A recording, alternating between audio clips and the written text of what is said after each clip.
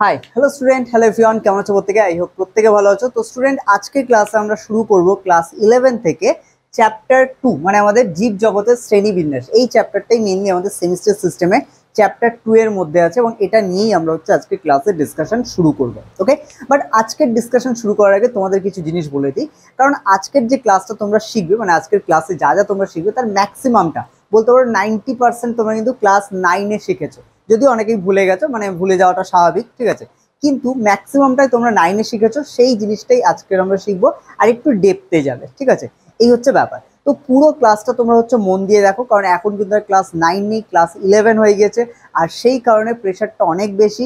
আর যেহেতু সায়েন্স নিয়েছো, বুঝতেই পারছো বইটা কত মোটা, আর সেটা কমপ্লিট করতে গেলে রেগুলার তোমাকে একটু একটু করে এগোতে হবে, পুরো নোটস তৈরি করতে হবে এবং তার সাথে সেটাকে রিভাইজ করে যেতে হবে, যা যা নোটস তৈরি করছো সেইগুলো। বোঝা গেল? কারণ পরীক্ষার সময় কিন্তু তুমি পুরো যে বইটার সাইজ দেখতে পাচ্ছ, সেই সাইজ কিন্তু তুমি রিভিশন করতে পারবে না। তার জন্য সেই সময় তোমাকে হেল্প করবে কিন্তু তোমার নোটবুক, যেটাই তুমি A to Z নোট করবে। ওকে, তো সেই কারণে আজকের ক্লাস আমরা যা যা করবো A to Z নোট করো। অবশ্যই উপরে নিজেদের মানে চ্যাপ্টারের নাম দিচ্ছে এবং চ্যাপ্টার 2 হেডিং দিচ্ছ। এবং আমি যখন কিছু বলবো সেগুলোর মধ্যে, কারণ সবকিছু তো আমি বোর্ডে ধরানো লিখছি না, কোনো কিছু যদি তোমাদের মনে হয় যে ইম্পর্টেন্ট, তাহলে সেটাও তোমরা খাতার পাশে নোটস আকারে রাখবে, ঠিক আছে? তো নাও স্টুডেন্ট, চলো লেট না করে শুরু করা যাক। তো স্টুডেন্ট, একদম ফার্স্টেই আমাদের এখানে যেটা আসে জীবজগতের শ্রেণীবিন্যাসের মধ্যে, সেটা হলো 5 রাজ্য শ্রেণীবিন্যাস। কিন্তু আমি তোমাদের 5 রাজ্য শ্রেণীবিন্যাসের আগে একটু নিয়ে যাই। একদম প্রথমে যখন এই বায়োলজি জায়গাটা এসেছিল, বা জীবজগতের যে ক্লাসিফিকেশন, এই জিনিসগুলো এসেছিল, তখন মেনলি জীবজগৎকে দুটো ভাগে ভাগ করেছিল বিজ্ঞানী অ্যারিস্টটল, ঠিক আছে? তোমরা অনেকে অ্যারিস্টটলকে দার্শনিক হিসেবেও জানো। তো যাই হোক, উনি কিন্তু মানে ওই সময় সায়েন্সের ফিল্ডেও অনেক কন্ট্রিবিউশন রেখেছিল। তো সেই হিসেবে বিজ্ঞানী অ্যারিস্টটল তখন কিন্তু যে পুরো জীবজগৎ তাকে দুটো ভাগে ভাগ করে দিচ্ছিল, একটা প্রাণী জগৎ আর একটা উদ্ভিদ জগৎ, যেটা নর্মালি আমরা দেখে যা মনে করি, বা একটা কম বয়সী বা যার এই ধরনের কোনো নলেজ নেই, যেখানে মনেরা, প্রোটিস্টা বা ফাঞ্জি এইগুলো আসতে পারে, এটা যে পড়েনি সেরকম কাউকে যদি জিজ্ঞেস করা হয়, তাহলে কিন্তু দেখবে সে কিন্তু নর্মালি বলবে যে একটা উদ্ভিদ জগৎ, একটা প্রাণী জগৎ। তো একদম প্রাথমিক টাইমে, যখন প্রায় আজ থেকে ধরে নাও 1700 সামথিং ওইরকম একটা টাইমে, ঠিক আছে, মানে 1700 তোমার কিরকম হবে, 1760-70 এরকম একটা টাইম হবে, বা তারও কিছুটা আগে হতে পারে। তো এইরকম সময় যখন অ্যারিস্টটল ছিল, তখন কিন্তু তিনি মেইনলি দুটো ভাগে পুরো জীবজগৎকে ভাগ করেছিল। এবং তারপর আস্তে আস্তে আরো ইভলিউশন আসে, অনেক সায়েন্টিস্টরা তারপরে আস্তে আস্তে সেই জিনিসটাকে মডিফাই করতে করতে করতে করতে আলটিমেটলি 1969 খ্রিস্টাব্দে ফাইনালি আমাদের বিজ্ঞানী হুইটেকার তিনি কিন্তু এটাকে 5 রাজ্যে শ্রেণীবিন্যাস করে। এবং এমন নয় যে 5 রাজ্যের পরে আর শ্রেণীবিন্যাস হয়নি, এরপরে 6 রাজ্য হয়েছে, 7 রাজ্য হয়েছে, 8 রাজ্য পর্যন্ত ম্যাক্সিমাম হয়েছে। কিন্তু এখানে সব থেকে বেশি অ্যাকসেপ্টেড হয়েছে 5 রাজ্য শ্রেণীবিন্যাস, এবং সেই কারণে আজকের ক্লাস আমরা 5 রাজ্য শ্রেণীবিন্যাস নিয়েই জানবো। তো একদম প্রথমে তোমরা হেডিং দেবে 5 রাজ্য শ্রেণীবিন্যাস। দেখো, 5 রাজ্য শ্রেণীবিন্যাস মেইনলি 5টা ভাগে ভাগ হয়ে যায়। তো একদম প্রথমে আমরা রাজ্য বলে একটু হেডিং দিয়ে নেবো, যে মেইনলি রাজ্যকে 5টা ভাগে ভাগ করে দেওয়া হয়। কি কি? তো এখান থেকে তোমরা 5টা সেগমেন্ট করে দাও, যেটা মেইনলি 5টা ভাগে ভাগ হয়ে যায়। তো এই 5টা সেগমেন্টে আমরা ভাগ করে নেব, যে আমাদের যে রাজ্য সেটাকে 5টা ভাগে ভাগ করা হয় বিজ্ঞানী হুইটেকারের মতানুসারে। আচ্ছা, এক কাজ করো, এখানে একটু লিখে নাও হুইটেকার, আর পাশে সালটা লিখে রাখো 1969, ঠিক আছে? এই সালে মেইনলি তিনি 5 রাজ্য শ্রেণীবিন্যাস করে, ঠিক আছে? এবার দেখো, 5 রাজ্য শ্রেণীবিন্যাসের মধ্যে একদম প্রথমে আসে মনেরা, মনেরা, তারপরে আসছে আমাদের প্রোটিস্টা, প্রোটিস্টা, তারপরে 3 নম্বরে চলে আসে আমাদের ছত্রাক বা ফাঞ্জি বলা হয় এটাকে, ছত্রাক বা ফাঞ্জি। তারপরে আসছে আমাদের প্ল্যান্টি বা উদ্ভিদ রাজ্য বলা হয় এটাকে, প্ল্যান্টি। আর লাস্ট আসছে আমাদের অ্যানিম্যালিয়া,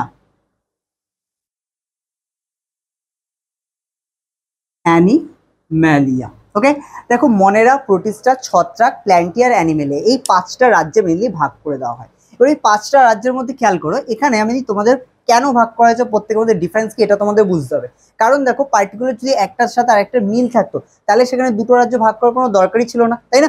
তো সেই কারণে আমাদের 5টা রাজ্য কোন কোন বেসিসে ভাগ হয়েছিল সেইটা আমাদের জানতে হবে। ওকে, তো দেখো, একদম প্রথমে আমরা এখানে আসতে পারি মনেরাতে। তো মনেরা মানে কি?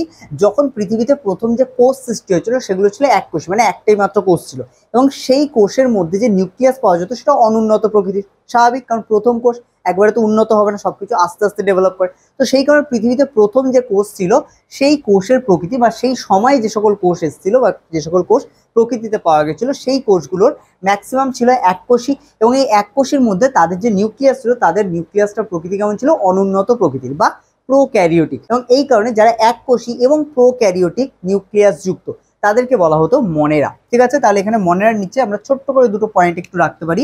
1 নম্বর পয়েন্ট দিয়ে তোমরা রাখতে পারো এককোষী,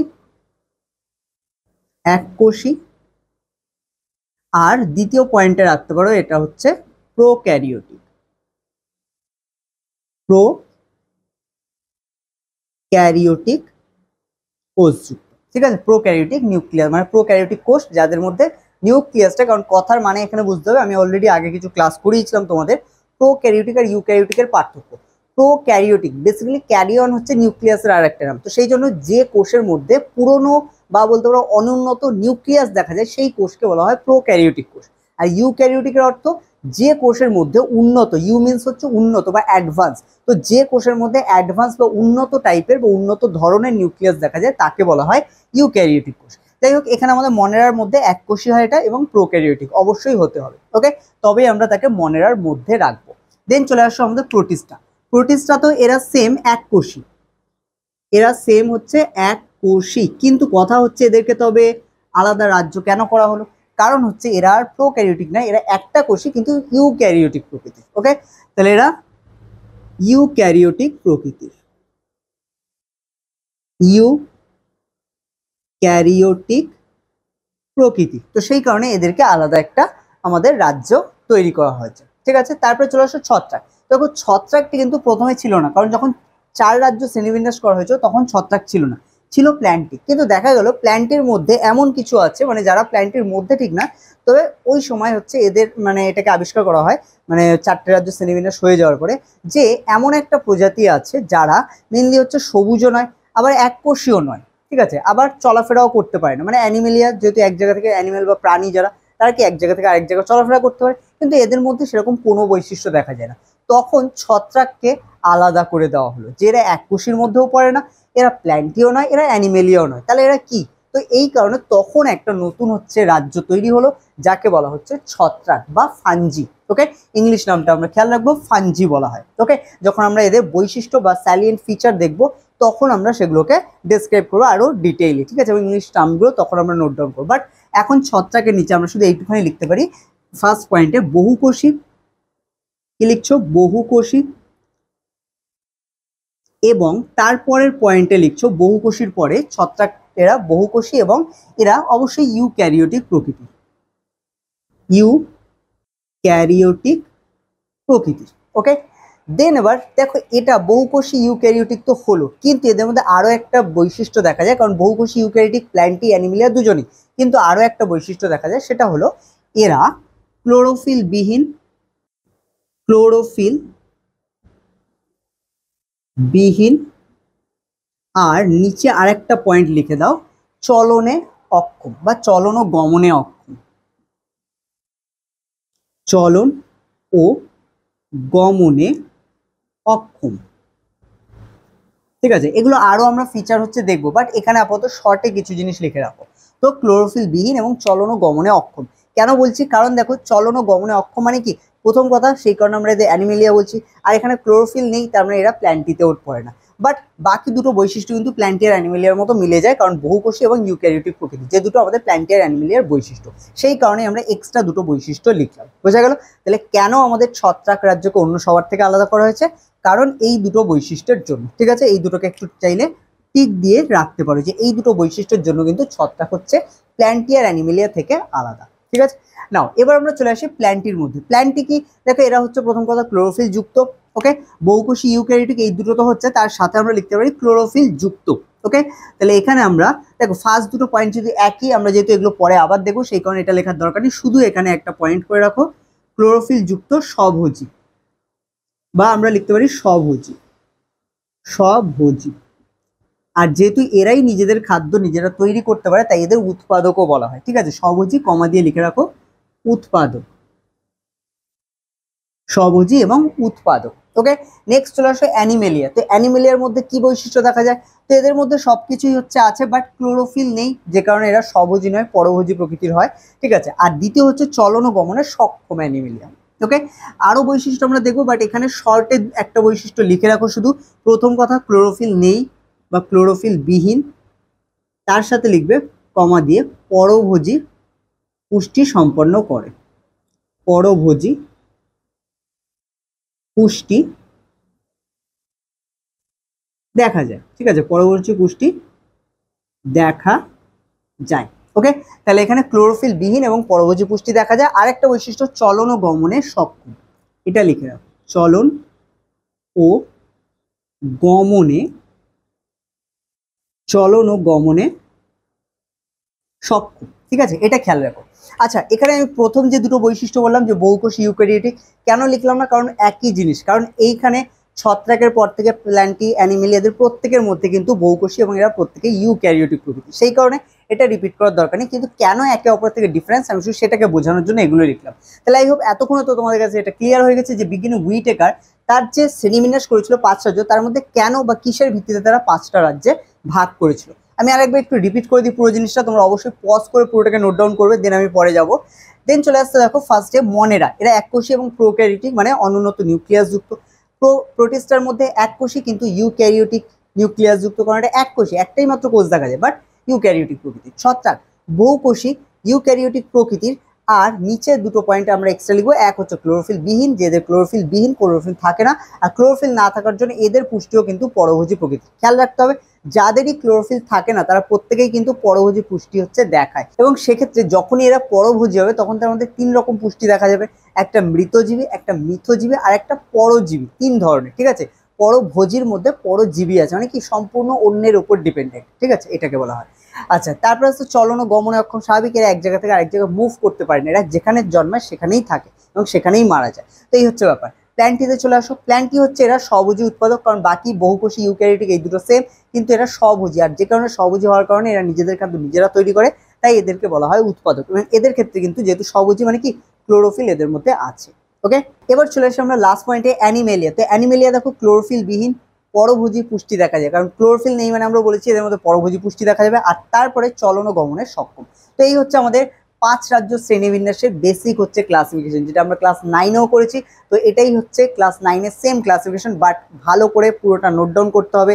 এবার কিন্তু পুরোটা সেমিস্টার সিস্টেম হওয়ার জন্য তোমাদেরকে ভালো করে ফোকাস করে পড়াশোনা করতে হবে। যদি না করো তাহলে কিন্তু ওভারঅল নাম্বার কমে যেতে পারে, কারণ 4টে সেমিস্টার মিলিয়ে তোমাকে নাম্বারকে ঠিকঠাক জায়গায় ধরে রাখতে হবে, অনেক ইনক্রিজ করতে হবে। ওকে, তো সেই কারণে হচ্ছে অবশ্যই ভালো করে পড়াশোনা করতে হবে, একটু একটু করে নোট ডাউন করতে হবে, এবং পুরোটা যখন নোট ডাউন করছো তারপর অবশ্যই রিভিশন করছো। ঠিক আছে, তো স্টুডেন্ট তোমাদের এটা যদি পুরোটা পজ করে নোট ডাউন করা হয়ে গিয়ে থাকে, তাহলে এবার আমরা আসবো মনেরা। মনেরার পুরো হচ্ছে বৈশিষ্ট্য, কারণ এবার প্রত্যেকটা রাজ্যের আমাদের স্যালিয়েন্ট ফিচারগুলো জানতে হবে, যে কোনটার কি বৈশিষ্ট্য আছে। ঠিক আছে, তো চলো এবার হচ্ছে আমরা শুরু করে দিই। আমাদের নেক্সট হচ্ছে স্যালিয়েন্ট ফিচার।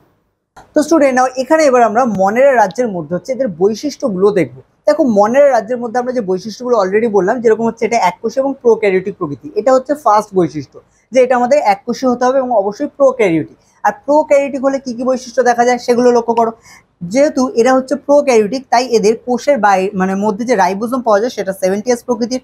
তার সাথে কোষের মধ্যে কোনো পর্দা ঘেরা অঙ্গাণু থাকে না, লাইক আমরা কোষের মধ্যে পড়েছিলাম যে রাইবোসোম থাকবে, গলগি বস্তু থাকবে, এন্ডোপ্লাজমিক রেটিকুলাম থাকবে, নিউক্লিয়াস থাকবে, তারপর আমাদের লাইসোজোম থাকবে। তো এই যে অঙ্গাণুগুলো, এগুলো কিন্তু কোনোটাই দেখা যায় না, একমাত্র রাইবোসোম থাকে, তাও সেটা হচ্ছে পুরনো, মানে 70S প্রকৃতির হচ্ছে রাইবোসোমটা দেখা যায়। ওকে, তারপরে বলেছে দেখো, তাহলে এই দুটো পয়েন্ট আমরা দেখলাম। নিউক্লিয়াস সুগঠিত নয়, আমরা আগেই বলেছি যেহেতু প্রোক্যারিওটিক মানে কি তার মধ্যে যে নিউক্লিয়াস সেটা সুন্দরভাবে গঠিত হবে না, তাহলে নিউক্লিয়াস সুগঠিত নয়, ডিএনএ বা আরএনএ আবরণবিহীন। ওকে, তারপরে আছে সবুজী ও পরভোজী উভয় প্রকার পুষ্টি এদের মধ্যে দেখা যায়। তাহলে এদের মধ্যে যে পুষ্টি সেটা 2 রকমের হয়, সবুজীও হতে পারে, পরভোজীও হতে পারে। এবার তোমাদের মনে হতে পারে এদের তো ক্লোরোফিল থাকে না, তো বলে রাখি না, ক্লোরোফিল থাকে কিছু কিছু, কারণ এদের মধ্যে এই যে মনেরা রাজ্য বলছি তার ম্যাক্সিমাম কিন্তু ব্যাকটেরিয়ার মধ্যে পড়ে, কারণ যত ব্যাকটেরিয়া আছে তারাই সাধারণত মনেরা রাজ্যের অন্তর্গত হয়। ওকে, এবার মনেরা রাজ্যের অন্তর্গত হওয়ার জন্য এরা সাধারণত এককোষী প্রোক্যারিওটিক হয়। আর এদের মধ্যে কিছু ব্যাকটেরিয়া আছে যাদেরকে আমরা সায়ানো ব্যাকটেরিয়া বলি। ঠিক আছে, সায়ানো ব্যাকটেরিয়া বা সবুজ শৈবাল বলা হয়। তো এই সায়ানো ব্যাকটেরিয়া বা সবুজ শৈবাল তারা কিন্তু এখানে সবুজী পদ্ধতিতে যে পুষ্টি সেটা সম্পন্ন করে। আবার কিছু ব্যাকটেরিয়া আছে যাদের কেমো অটোট্রপিক ব্যাকটেরিয়া বলা হয়, যারা কি কেমিক্যালকে তারা মেইনলি হচ্ছে নিজেদের যে খাদ্য উৎপাদন তার প্রসেস হিসেবে হচ্ছে ব্যবহার করে। তাদের সবুজ হওয়ার দরকার নেই, তাদের ক্লোরোফিল দরকার হয় না। তারা কেমিক্যালকে, বিভিন্ন ধরনের কেমিক্যাল যেখানে হচ্ছে জমা হয় সেই সব কেমিক্যাল বা হচ্ছে মাঠে ঘাটে বিভিন্ন গ্যাস যে সৃষ্টি হয় সেখানে যে কেমিক্যাল ফর্ম করে সেই কেমিক্যাল থেকে তারা নিজেদের খাদ্য তৈরি করে নেয়। ওকে, তো এই কারণে এদের মধ্যে স্বভোজীও দেখা যায়, আবার পরভোজী কিছু আছে ব্যাকটেরিয়া যারা হচ্ছে অন্যের খাদ্যের উপর ডিপেন্ড করে, সেই কারণে তাদেরকে পরভোজী মানে দুপ্রকার পুষ্টি এখানে দেখা যায়। তারপরে এবার চলে আসো নিচে 6 নম্বর পয়েন্টে, কোষ বিভাজন অ্যামাইটোসিস প্রকৃতি। যেহেতু এখানে কোষ বিভাজন মানে এখানে কোষগুলোই অনুন্নত, সেই কারণে এখানে মাইটোসিস পদ্ধতিতে কোষ বিভাজন দেখা যায় না। ঠিক আছে, তো এই কারণে কোষ বিভাজন অ্যামাইটোসিস প্রকৃতির। তারপর আসছে জনন, এদের জনন সাধারণত অযৌন জনন প্রকৃতির, কারণ আমাদের জনন দু রকমের মেনলি আমরা দেখেছিলাম, একটা যৌন জনন একটা অযৌন জনন। যেহেতু এরা অনুন্নত প্রকৃতির তাই এদের যে জননটা সেটা অযৌন জনন দেখা যায়। ঠিক আছে, যদিও ইনকেস কিছু ক্ষেত্রে আমাদের যৌন জনন দেখা যায়, বাট এটা মোস্টলি হচ্ছে অযৌন জনন দেখায় এরা। ঠিক আছে, তারপরে চলে আসো হচ্ছে 8 নম্বর, যেখানে আমাদের কোষের বাইরে হচ্ছে কোষ প্রাচীর দেখা যায়, কারণ এদের ক্ষেত্রে মানে একমাত্র মনে রাখবে প্রাণী কোষেই কোষের বাইরে কোষ প্রাচীর থাকে না, আর বাকি মোটামুটি যত জীব আছে প্রত্যেকের কিন্তু কোষ প্রাচীর দেখা যায়। আর একটা জিনিস সেটা হচ্ছে মনেরার পরে যে প্রোটিস্টা থাকে সেই প্রোটিস্টারও কিছু মানে কিছু বলতে ম্যাক্সিমাম বলতে পারে যারা প্রাণী অ্যাকচুয়ালি প্রোটিস্টার মধ্যে, তাদের মধ্যেও কিন্তু কোনো কোষ প্রাচীর থাকে না। ঠিক আছে, এটা মেইনলি আমাদের মনেরার মধ্যে দেখা যায় বা যত আমাদের ব্যাকটেরিয়া আছে তাদের মধ্যে দেখা যায়। তারপরে আমরা প্রোটিস্টার তে কিছু দেখতে পারি যেগুলো হচ্ছে উদ্ভিদের মধ্যে পড়ে প্রোটিস্টার সেগুলো। আর তারপরে আমরা দেখতে পাই আমাদের ছত্রাক বা ফাঞ্জি, তার মধ্যেও কোষ প্রাচীর দেখা যায়, আর প্ল্যান্টিতে দেখা যায়। কিন্তু আমাদের অ্যানিমেলিয়ার মধ্যে কারোর মধ্যে কোষ প্রাচীর থাকে না, আর আমাদের প্রোটিস্টার মধ্যে কিছু আছে যাদের মধ্যে কোষ প্রাচীর থাকে না। ঠিক আছে, শুধুমাত্র কোষ পর্দা বর্তমান থাকে। তাহলে এখানে বাইরের থেকে আমরা কি দেখতে পাই, এখানে বাইরে কোষ প্রাচীর দেখা যায়, এবং এই কোষ প্রাচীর দু রকমের হতে পারে, একটা হচ্ছে পেপটাইড ও গ্লাইক্যান প্রকৃতির, আর একটা পলিপেপটাইড প্রকৃতির। তো এই দুটো প্রকৃতিটা মনে রাখতে হবে, এদের কোষের মানে কোষ প্রাচীরের নেচারটা কেমন হয়। ঠিক আছে, তো এই পয়েন্টগুলো আমাদের মনে রাখতে হবে। তো পুরোটাকে হচ্ছে তোমরা পজ করো, করে হচ্ছে পুরোটাকে নোট ডাউন করো। ওকে, আচ্ছা এখানে তলায় তোমরা হচ্ছে একটু উদাহরণটা লিখে রেখো। এক হচ্ছে সায়ানো ব্যাকটেরিয়া বা সবুজ শৈবাল বলা হয়, সায়ানো ব্যাকটেরিয়া, সায়ানো ব্যাকটেরিয়া। আর একটা লিখে রাখো ব্যাকটেরিয়া, মেনলি ব্যাকটেরিয়া এর মধ্যে আসে, সায়ানো ব্যাকটেরিয়া আর ব্যাকটেরিয়া এই দুটো আমাদের হচ্ছে মনেরার মধ্যে আসে বা মনেরার উদাহরণের মধ্যে আমরা রাখতে পারি। এবার এর তো অনেক রকম নাম আছে, মানে সায়ানো ব্যাকটেরিয়ার মধ্যে অনেক কিছু আছে, নস্টক আছে, অ্যানামিনা আছে, এরকম অনেক কিছু আছে, ক্লস্ট্রিডিয়াম আছে, এরা প্রত্যেকেই মোটামুটি আমাদের মনেরার মধ্যে পড়ে। ঠিক আছে, তো এবার আমরা চলে যাই নেক্সট টপিক, যেখানে আমরা প্রোটিস্টার বৈশিষ্ট্য দেখবো। ওকে, তো নাও এবার আমরা চলে আসি প্রোটিস্টার। দেখো প্রোটিস্টার মধ্যে যে বৈশিষ্ট্যগুলো দেখা যায় এগুলো আমরা কিছু বলেছি, যেরকম একদম প্রথমে যেটা এককোষী এবং ইউক্যারিওটিক কোষযুক্ত, এর যে কোষটা সেটা এককোষীয় এবং অবশ্যই ইউক্যারিওটিক মানে অ্যাডভান্স নিউক্লিয়াস যুক্ত। সেকেন্ড, কোষ পর্দা ঘেরা কোষাঙ্গনও দেখা যায়, এদের যে কোষাঙ্গন সেটা কোষ পর্দা ঘেরা হয়। ঠিক আছে, এবং প্রত্যেকটা কোষাঙ্গনই থাকে, লাইক হচ্ছে রাইবোজোম থেকে শুরু করে গলগি বস্তু, এন্ডোপ্লাজমিক রেটিকুলাম, নিউক্লিয়াস। যেহেতু আমরা ইউক্যারিওটিক বলছি তার মানে নিউক্লিয়াসটাও কি উন্নত প্রকৃতির হবে, ঠিক যেরকম 4টে পার্ট থাকে নিউক্লিয়াসের মধ্যে, একদম বাইরে নিউক্লিয় পর্দা, তারপরে নিউক্লিয় লাস, নিউক্লিওপ্লাজম, এবং তারপরে লাস্টে আমাদের নিউক্লিয় জালিকা বা ক্রোম্যাটিন দুধ। এই 4টে পার্টই কিন্তু বর্তমান থাকে। তারপরে হচ্ছে কোষের মধ্যে এখানে যে রাইবোজোম দেখা যায় সেটা দু রকম রাইবোজোম দেখা যায়, একটা হচ্ছে 70S আর একটা হচ্ছে 80S। ঠিক আছে, আর এখানে 80Sটাকে অ্যাডভান্স টাইপ অফ রাইবোজোম বলা হয়, আর 70Sটাকে এখানে হচ্ছে অনুন্নত প্রকৃতির রাইবোজোম বলা হয়। ওকে, তারপরে 5 নম্বর দেখো যৌন এবং অযৌন উভয় প্রকার জনন দেখা যায়, কারণ এরা যেহেতু উন্নত নিউক্লিয়াস যুক্ত এবং সেই কারণে এদের মধ্যে দু রকম জননই দেখা যায়, এবং মোস্টলি যৌন জননের জন্য যেখানে নিউক্লিয়াস অনেক বেশি হচ্ছে ভূমিকা মানে রোল প্লে করে, সেই কারণে হচ্ছে যেহেতু এদের ইউক্যারিওটিক যুক্ত হচ্ছে নিউক্লিয়াস তাই এদের যৌন জননটা অবশ্যই দেখা যায়। ওকে, তারপরে আসছে আমাদের 6 নম্বর স্বভোজী এবং পরভোজী উভয় প্রকার পুষ্টি দেখা যায়। তো এদের মধ্যে সেম এককোষী হওয়ার কারণে এদের মধ্যে কিছু আছে যাদের মধ্যে হচ্ছে নিজেরাই নিজেদের পুষ্টি সম্পন্ন করতে পারে, যারা হচ্ছে কেমিক্যালি করে, আবার কেউ আছে ক্লোরোফিলের থ্রুতেও করে। তো সেই কারণে এদের মধ্যে উভয় প্রকার পুষ্টি কিন্তু দেখা যায়। কিছু এক্সাম্পল আমরা এখানে মনে রাখবো, যেমন ইস্ট, ইউগ্লিনা, প্যারামোসিয়াম, এরা হচ্ছে কিন্তু আমাদের প্রোটিস্টার হচ্ছে এক্সাম্পল। ওকে, তো নাও পুরোটাকে তোমরা বুঝে গিয়ে থাকলে পজ করো, করে পুরোটাকে হচ্ছে নোট ডাউন করে নাও। ওকে, আরেকটা জিনিস খেয়াল করবে, তোমরা এই যে 5টা যে পড়ছো এর মধ্যে কিন্তু তোমরা মনেরা আর ফাঞ্জি এই দুটোর বৈশিষ্ট্যগুলো সব থেকে ভালো করে পড়বে, কারণ এখান থেকে কোয়েশ্চেন দেয়, প্রোটিস্টা থেকে সেভাবে কোয়েশ্চেন আসে না, যে কারণে পয়েন্টগুলো আমি কমই লেখালাম, এর মধ্যে আর বেশি পয়েন্ট জানার দরকার নেই, জাস্ট বেসিক ডিফারেন্সগুলো মাথায় রাখো, আর বেসিক ফিচারগুলো হচ্ছে মাথায় রাখো, কি কি এদের বৈশিষ্ট্য দেখা যেতে পারে। ঠিক আছে, নাও এবার আমরা চলে আসবো তার পরের পয়েন্টে, প্রোটিস্টার পরে এবার আমরা আসবো কোথায়, ফাঞ্জাইতে, তাই তো, ফাঞ্জি বা ছত্রাক।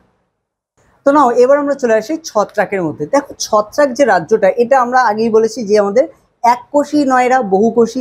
এবং প্ল্যান্টিক থেকেও আবার এরা ডিফারেন্ট। কোন দিক থেকে? প্রথম কথা, বহুকোষী এবং ইউক্যারিওটিক, এটা হচ্ছে প্ল্যান্টের সাথে সেম বৈশিষ্ট্য। আর সেকেন্ড পয়েন্ট দেখো, এদের কোষ হচ্ছে ক্লোরোফিল বিহীন, মানে এদের ক্লোরোফিল নেই, মানে কি এদের যে পুষ্টি পুরোটাই হচ্ছে কি অন্যের উপর নির্ভরশীল, সেই কারণে এদেরকে বলা হয় আমাদের পরভোজী। ঠিক আছে, যে এদের পুষ্টি পুরোটাই হচ্ছে অন্যের উপর ডিপেন্ডেন্ট। কোষ প্রাচীর উপস্থিত, এইখানে খেয়াল রাখতে হবে, এই পয়েন্টটা থেকে পার্টিকুলার কোয়েশ্চেন আসে। কোষ প্রাচীর যেটা কিন্তু কাইটিন নির্মিত, এদের কোষ প্রাচীর কাইটিন নির্মিত, এটা খেয়াল রাখতে হবে।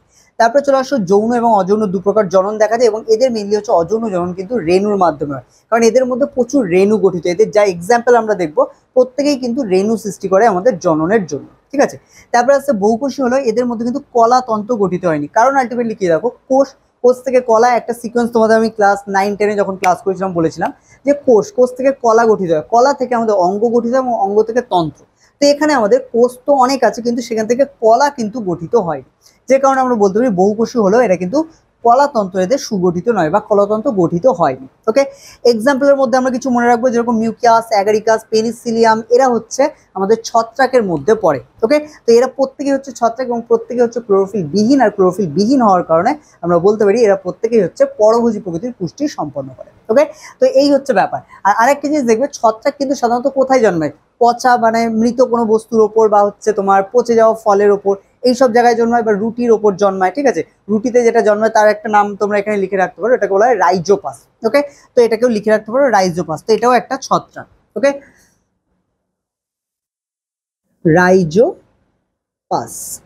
ওকে, তো এটা হচ্ছে রাইজোপাস, আমাদের হচ্ছে রুটির ওপর জন্মায়। তো এইরকম বেসিক্যালি ছত্রাকের এগুলো হচ্ছে আমাদের বৈশিষ্ট্য। তো এই বৈশিষ্ট্য থেকে কোয়েশ্চেন আসে, সেই কারণে তোমরা মিনিমাম 5টা পয়েন্ট এখান থেকে মনে রাখবে, এবং তার সাথে অবশ্যই এক্সাম্পলগুলো। ওকে, নেক্সট পয়েন্টে আমরা চলে আসবো প্ল্যান্টি এবং অ্যানিমেলিয়া। দেখো, প্ল্যান্টি অ্যানিমেলিয়া যেহেতু আমরা আলাদা ক্লাসেই দেখবো, সেই কারণে 5 রাজ্যের মধ্যে ওটাকে আমরা শিখছি না, ওটাকে আমরা পুরোপুরি একটা ডেডিকেটেড ক্লাস দেবো, কারণ প্ল্যান্টির মধ্যে অনেক ভাগ আছে, সেই প্রত্যেকটা ভাগকে আমাদের জানতে হবে A to Z। সেই কারণে প্ল্যান্টিকে আর কিন্তু আমরা আজকে ক্লাসে করছি না। একইভাবে অ্যানিমেলিয়া যেটা, সেটাকেও আমরা আজকে ক্লাসের মধ্যে রাখছি না, কারণ ওটাও বেসিক্যালি পুরো একটা চার্ট আছে, আলাদা একটা সিস্টেমই পুরো ওর মধ্যে আছে। রাজ্যটার মধ্যে অনেক ভাগ আছে, পর্বতে ভাগ আছে, শ্রেণীতে ভাগ আছে, তো সেই কারণে আমরা পুরোপুরি একটা আলাদা হচ্ছে ক্লাস নেব শুধুমাত্র আমাদের প্ল্যান্টি এবং অ্যানিমেলিয়ার জন্য। এবং এটাই কিন্তু তোমাদের ক্লাস 11-এর দুটো আলাদা চ্যাপ্টারও আছে, চ্যাপ্টার 3 আর চ্যাপ্টার 4। তো আমরা তখন হচ্ছে এগুলোকে কমপ্লিট করবো, বাট আজকের ক্লাস আমরা এখানেই শেষ করব। কিন্তু আজকের ক্লাস মানে চ্যাপ্টার 2 এখানেই শেষ না, আরেকটা ছোট্ট টপিক বাকি আছে, যেখানে আমরা ভাইরাস, ভাইরয়েড এবং প্রিয়ন সম্বন্ধে জানবো, এবং তার সাথে লাইকেন কি, এগুলোর কিছু ব্রিফ আমরা হচ্ছে দেখবো। তো সেগুলো আমরা নেক্সট ক্লাসে দেখবো। তো আজকে ক্লাস হচ্ছে এতটাই। তোমরা যারা যারা হচ্ছে পজ করে পুরোটা নোট ডাউন করো, তারা অবশ্যই পুরো ভিডিওটাকে একবার হচ্ছে পিছনে ব্যাক করে সেখানে পজ করে পুরোটা নোট ডাউন করো, কারণ এটা তোমাদের ফিউচারের জন্য কিন্তু অনেক বেশি হেল্পফুল হবে। ওকে, আর তোমাদের যদি কোনো কোয়েশ্চেন থাকে সেগুলোকেও তোমরা জানাতে পারো কমেন্ট সেকশন। ঠিক আছে, তো চলো স্টুডেন্ট, আজকে ক্লাস এখানেই শেষ করছি, দেখা হচ্ছে তোমাদের সাথে পরবর্তী ক্লাসে।